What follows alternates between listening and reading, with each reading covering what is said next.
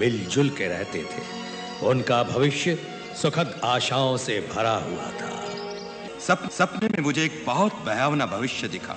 गुरु वशिष्ठ का भी मत है कि आने वाला समय कठिन है।